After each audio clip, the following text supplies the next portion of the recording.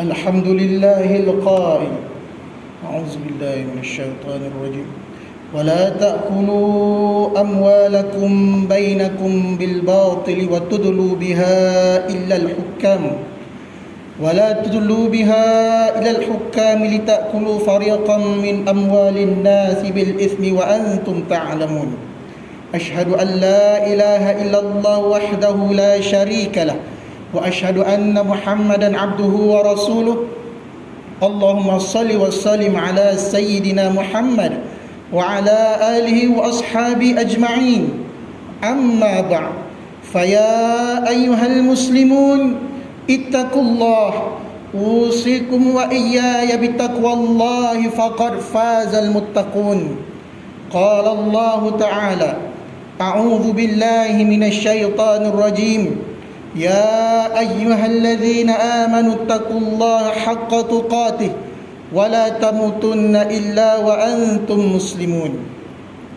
Muslimin yang dirahmati Allah sekalian, marilah kita meningkatkan keimanan dan ketakwaan kepada Allah Subhanahu wa taala dengan bersungguh-sungguh melaksanakan segala perintahnya dan meninggalkan segala larangannya. Mudah-mudahan kita akan beroleh kejayaan di dunia dan di akhirat. Khutbah pada kali ini bertajuk rasuah suapan yang terlaknat. Muslimin yang dirahmati Allah, sebagai umat Islam, kita dianjurkan untuk mencari rezeki yang halal. Islam memberi kebebasan kepada umatnya untuk menjana harta dan kekayaan selagi mana tidak melanggar syariat Allah dan batas-batas kemanusiaan. Salah satu dari larangan Allah ialah jenayah rasuah. Tahun 2020 menyaksikan kedudukan negara Malaysia dalam indeks persepsi rasuah telah jatuh dari tangga 51 ke tangga 57, sekaligus menunjukkan peningkatan rasuah sebanyak 23%. Peningkatan ini agak membimbangkan dan sekaligus mengancam kesejahteraan negara dan keselamatan masyarakat dari pelbagai sudut. Firman Allah Subhanahu wa taala yang dibacakan di awal khutbah tadi dipetik dari surah Al-Baqarah ayat 188 yang bermaksud, dan janganlah kamu makan atau mengambil harta orang-orang lain di antara kamu dengan jalan yang salah, dan jangan pula kamu menghulurkan harta kamu, yakni memberi rasuah kepada hakim-hakim kerana hendak memakan atau mengambil sebahagian dari harta manusia dengan berbuat dosa, padahal kamu mengetahui salahnya. Rasuah merupakan kezaliman harta berupa penerimaan dan pemberian, suapan atau sogokan agar sesuatu kepentingan tercapai. Suapan tersebut boleh jadi dalam bentuk penerimaan wang yang bukan hak seseorang itu untuk menerimanya, ganjaran atau apa jua yang bernilai. Kesalahan rasuah termasuk juga penyalahgunaan kuasa boleh berlaku dalam beberapa situasi seperti berikut.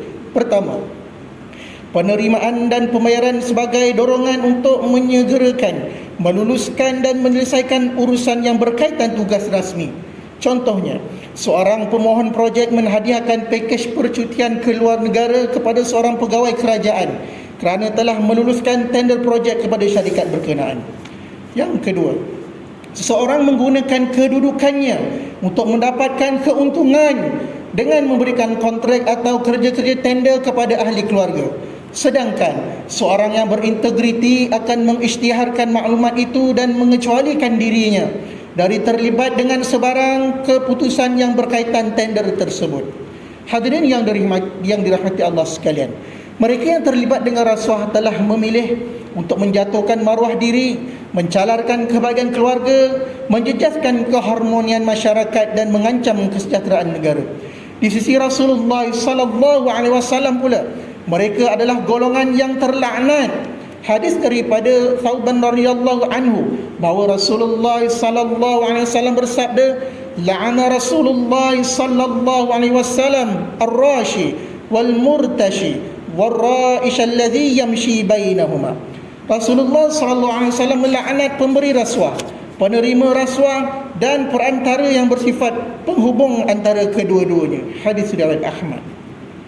Hadis ini menjelaskan kepada kita bahawa setiap orang yang terlibat dengan rasuah, iaitu pemberi dan penerima rasuah, pengantara atau proksi bagi kedua-duanya atau sesiapa yang sanggup menjadi keldai tunggangan jenayah rasuah ini, mereka semua dilaknat dan dikutuk. Seorang yang dilaknat sudah tentu akan jauh dari rahmat dan petunjuk Allah.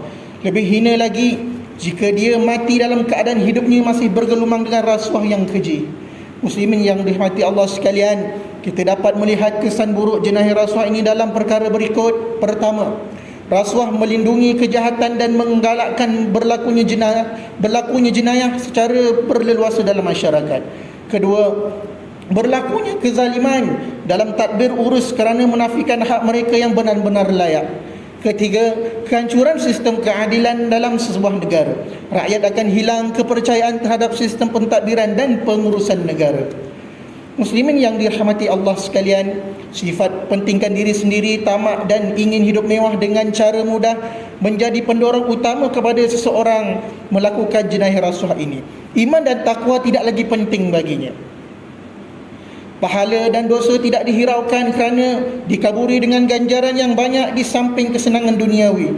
Faktor tekanan hidup dan kurang sabar, kelemahan dalam pengawalan diri, jahil tentang kesan rasuah terhadap institusi dan negara, kurang ketelusan dan pemantauan dalam pentadbiran sehingga mewujudkan ruang dan peluang untuk melakukan rasuah.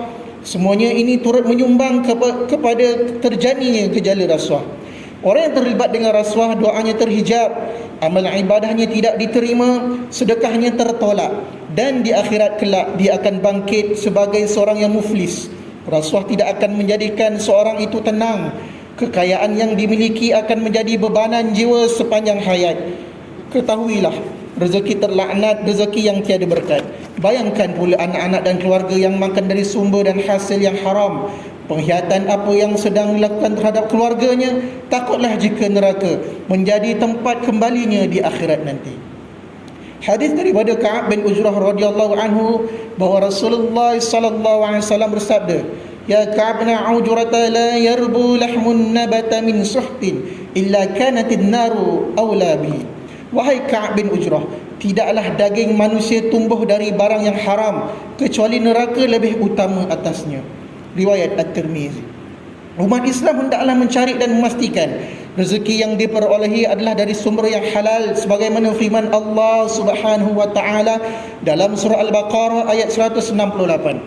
A'udzu billahi minasyaitonir rajim. Ya ayyuhan nasu kulu mimma fil ardi halalan thayyiban wa la tattabi'u khutuwatis syaitan. Innahu lakum aduwwum mubin.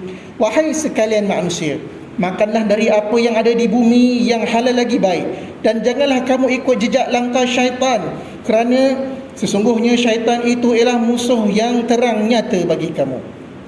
Bersempena munculnya tahun baru Hijrah 1443 ini, kita perlu teruskan tekad dan azam membina kehidupan diri, keluarga dan masyarakat yang lebih baik.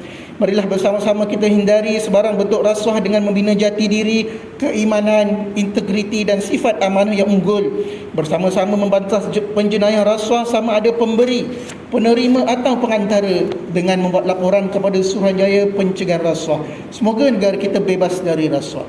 Hadirin sekalian, mengakhiri khutbah pada hari ini, mari sama-sama kita ambil penghayatan seperti berikut. Pertama, umat Islam hendaklah takut kepada azab Allah atas amalan rasuah yang terkutuk. Kedua, umat Islam perlu bersatu dan bekerjasama demi mengekang gejala rasuah yang keji ini. Ketiga, umat Islam hendaklah mengutamakan yang halal dan meninggalkan yang haram dengan serta-merta walau apa jua keadaan sekalipun. A'udzu billahi minasyaitonir rajim. وأنفقوا في سبيل الله ولا تلقوا بأيديكم إلى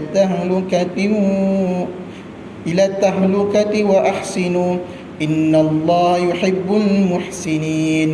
Dan belanjakanlah apa yang ada pada kamu kerana menegakkan agama Allah, dan janganlah kamu sengaja mencampakkan diri kamu ke dalam bahaya kebinasaan dengan bersikap bakhil, dan baikilah dengan sebaik-baiknya segala usaha dan perbuatan kamu, kerana sesungguhnya Allah mengasihi orang-orang yang berusaha dan memperbaiki amalannya. Surah Al-Baqarah ayat 195.